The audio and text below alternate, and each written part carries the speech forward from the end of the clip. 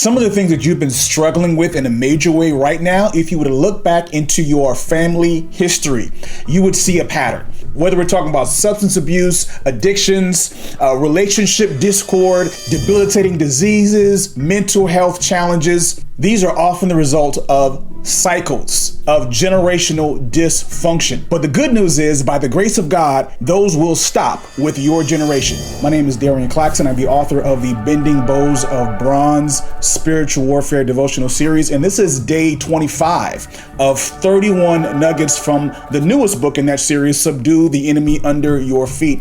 And today we look at generational curses through the lens of one of the most difficult stories in the David saga, the aftermath of David's assault, I call it power rape, of Bathsheba, where as a result of the curse that Nathan pronounces on him for this action, he retreats into this space of shame so thick he allows it to prevent him from having real conversations with his sons, his firstborn Amnon and his thirdborn Absalom, who are old enough to have seen the scandal, to know what was going on, to be able to get some good instruction from their father, who does not give it to them. He lets them do whatever they want. And so the same appetite, indulgence in David springs up in his oldest son, Amnon. Amnon develops this unnatural, demonic lust for his half-sister, Tamar. He's unable to act out on his appetite, and so it's affecting him to the point that his cousin, Jonadab, notices. Jonadab is like, yo, why are you sitting around looking sorry for yourself? You're the prince. You should get whatever you want. And so he uses his subtleness and craftiness, which, by the way, are words used to describe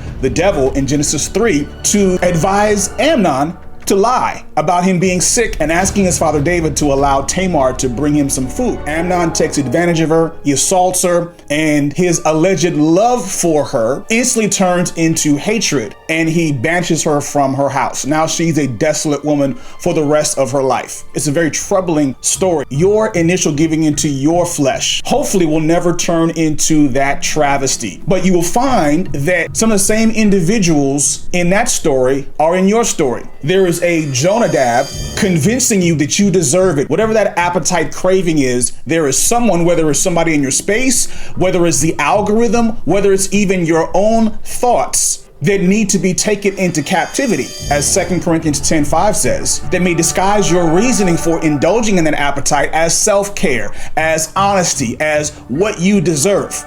Then you have a Tamar who's harmed. When we give into appetite, especially when it's something that's generational, something that is dysfunctional, something that is debilitating, there are family members who are hurt, spouses who are hurt, the stability of your children, your witness as a proclaimed child of God in the eyes of your coworkers, in the eyes of church members, even your relationship with God. There is a victim that suffers a consequence of you giving into that appetite. You also have a David who stays silent. Now remember, the Bible says that when he finds out what Amnon has done to Tamar, he's so angry that he does nothing. That's why it's imperative in your case, in our case, that we have friends, family, church members, or others in our space that can hold us accountable and can be that conduit of the Holy Spirit's voice to help pull us back when we cross a line. So if everybody in your circle is a yes man or a yes woman, or they're habitually complicit in their silence, that's going to enable some future sin, and it's going to affect other people.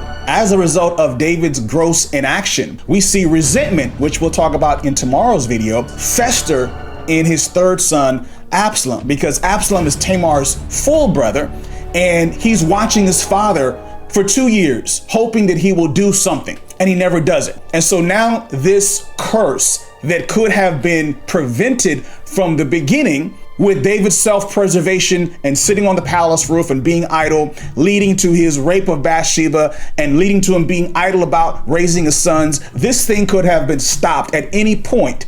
And so Absalom, he kills his own brother and then he flees. In the book, we talk about 4 things that David could have done.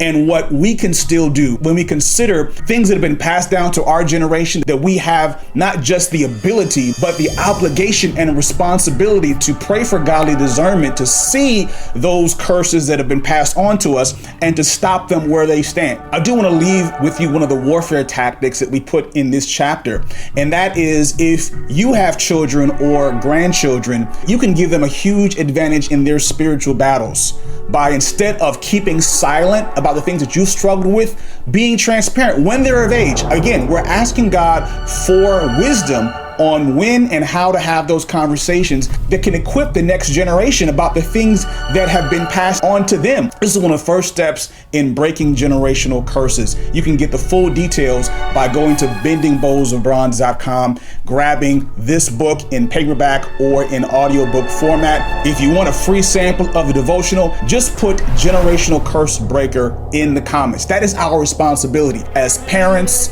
as loved ones, as soldiers in the army of God, to not allow these systems of demonic dysfunction to continue to plague God's people. Tomorrow we'll look at yet another weapon of the enemy commonly wielded by believers that causes as much damage as curses and hexes. You don't want to miss it.